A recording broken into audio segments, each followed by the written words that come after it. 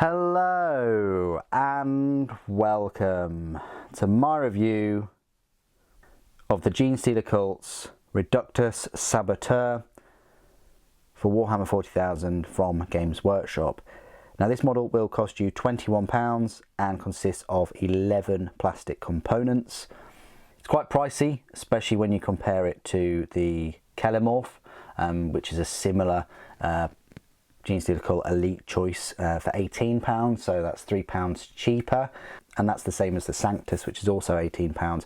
I really had hoped that this Saboteur would keep to the same cost as those, because at the end of the day they are Elite Choice characters and they're all on that single sprue, but for some reason they've bumped up the price to the £21. But in this video, hopefully that will help you decide whether or not you think that it is worth it. The format of the video will be as follows. We'll have a closer look at the model itself. We'll look at the spare parts, of which there is only one. We'll go through some size comparisons with a load of other Genestealer Cult miniatures. And then finally, we'll go through all of the Saboteur's rules for 9th edition. So let's have a look at the detail first of all. Here she is. I'm just going to refer to her as a her throughout the rest of this video, because she looks very much like one of the Aslan Jackals, which are the sort of units on the bikes. Looks like she's got some kind of like plunger for an explosive device there, and then a trigger for one, remote trigger, and then some kind of anti-armor mine. She's got a few grenades and sticks of dynamite. She's got a head which is bald, with some goggles on. The one thing I'm not a massive fan of is the backpack. I think it's a little bit too far left. I'd rather it be a bit more central. You've got the cloak, you've got a spool of deck cord, I think it is, and another kind of mine. But yeah, she's got her 3 arms. But that's not all. You don't just get this model, you also get a set of sort of remote explosives, which she obviously just dials up and detonates, connected to a load of dynamite too. It's fantastic. So there is that. So you do get sort of 2 models, I guess.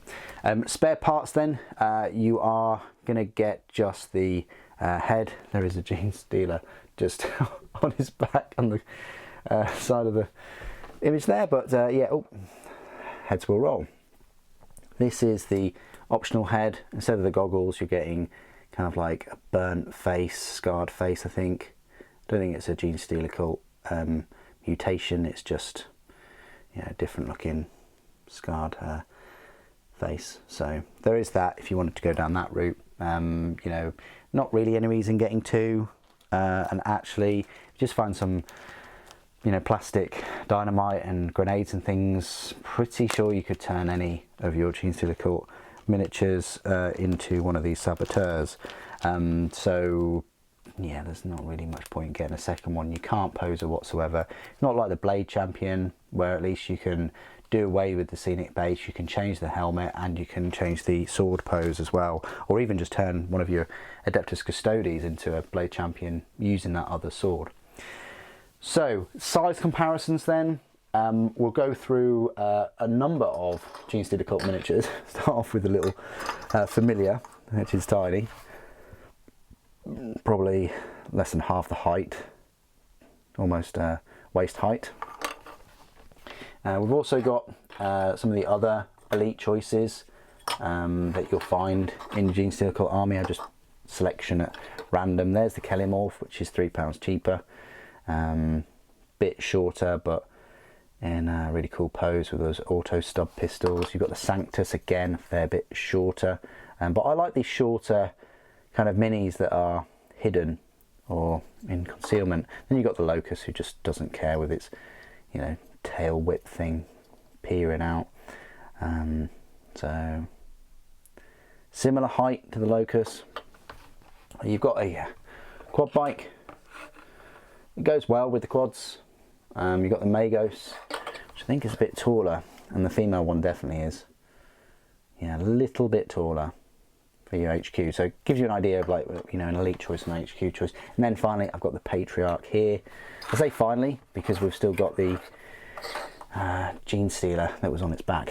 So that's where she sort of measures up next to an old Genestealer model, which I'm still unsure about the claws, whether to change those colours, because they do look a bit like a blood effect, which I'm not a massive fan of.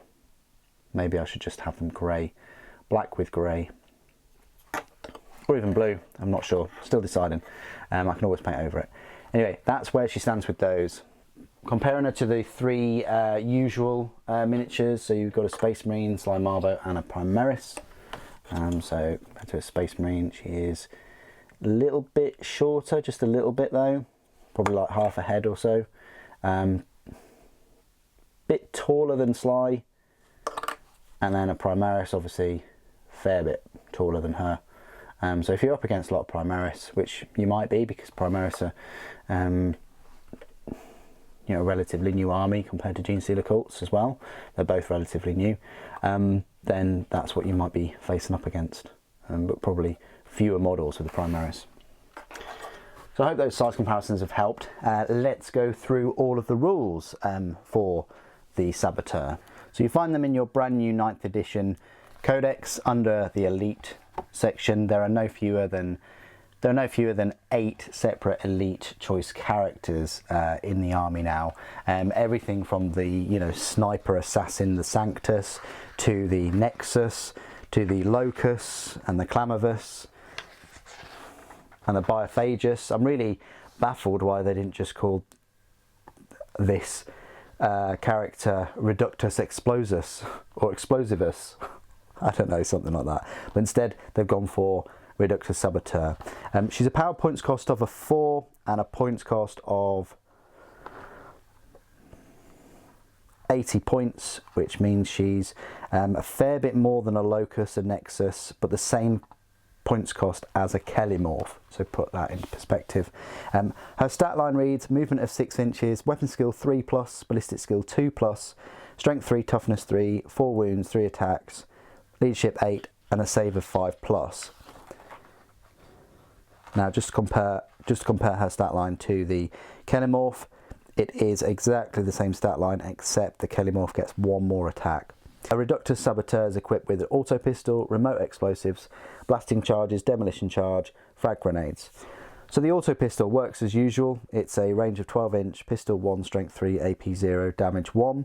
The remote explosives, it's a range of 24 inches, assault 2d3, strength 8, AP -3, damage 1. It's a blast weapon, and each time you select a target for this weapon, and you can't select an aircraft unit, when it's allocated to a vehicle or monster, that attack has a damage characteristic of 3.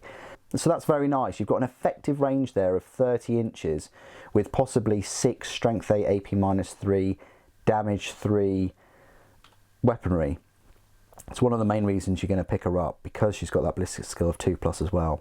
Blasting charges. It's a 6-inch range, grenade D3, strength 5, AP -1, damage 1, blast. And a demolition charge, again, is a 6-inch, but it's grenade D6, strength 8, AP -3, damage 2. It's a blast, and the bearer can only shoot with each demolition charge it is equipped with once per battle. Now, this is the downside of this. I would have much rather have the grenade as grenade 3 instead of like a random amount, because you could get grenade 1, and for a weapon that can only fire once per battle, it's a bit lackluster. However, you've still got those remote explosives to sort of fall back on. Abilities: conceal and unquestioning loyalty. Deploy explosives. This model can perform the following action. Plant explosives. Action: one Reductus Saboteur model from your army can start to perform this action in your command phase. This action is completed at the end of your movement phase. If this action is successfully completed, place a Reductus explosives marker within 1 inch of that model that performed this action, and that model cannot perform this action again. If that model is destroyed, remove its Reductus explosives marker from the battlefield. That makes sense? Then you've got Reductus explosives. So at the end of your movement phase or your opponent's charge phase, if any enemy models are within 3 inches of this model's Reductus explosives marker, it can use this ability. Roll 1d6 for each model, excluding aircraft models of course, within 3 inches of that marker, adding 2 to the result if that model being rolled for is a biker, monster or vehicle. And on a 4+, that model's unit suffers 1 mortal wound, or 4 mortal wounds if that model is if that model is a monster or vehicle. Once you've rolled for every model within 3 inches of that marker, remove it from the battlefield. So that's very nice. You can put those remote explosives somewhere on the battlefield and just blow up a load of units within 3 inches of them. Clandestine. When this model is within an area terrain feature, enemy models cannot target it with ranged attacks unless they are within 12 inches of it. Each time a ranged attack is made against this model, subtract 1 from that attack's hit roll. So that's pretty nice, you know. It adds to her survivability a little bit in the fact that they can't actually see her unless they're within 12 inches. Keywords: Tyranids, Genestealer Cults, Infantry, Character, Reductus Saboteur. So there you go. That is my review of the Genestealer Cults Reductus Saboteur. I think she's a very specialised unit. If you're going up against a load of vehicles or monsters, it's auto-include, in my opinion. You're gonna need to move around in scenery, but if you're used to playing Genestealer Cults, you'll be doing that with most of your army anyway. It just gives you another option for dishing out, I say high strength, high damage weaponry at that 30-inch range. Something that I feel a lot of the Genestealer Cult army loses out on after they took, considering that their only heavy support choice now is the Goliath Rock Grinder and the 36-inch range heavy mining laser that it's equipped with. That's what they're missing in Genestealer Cults. You haven't got your Lehman Russes anymore or anything like that. They did remove the Chimera. They removed a number of units from the Codex, and I think that was a poor move, including the Tectonic Frag Drill, I might add. Yeah, it was a bit lackluster, and I'm not a massive fan of codexes where they're removing rules and things of existing models, or models that only came out a couple of years ago. What do you guys think of the Reductus Saboteur? Please do put your thoughts and opinions down in the comments below. It'd be great to hear from you. Thank you ever so much for joining me today. Thank you for watching. For the Norn Queen.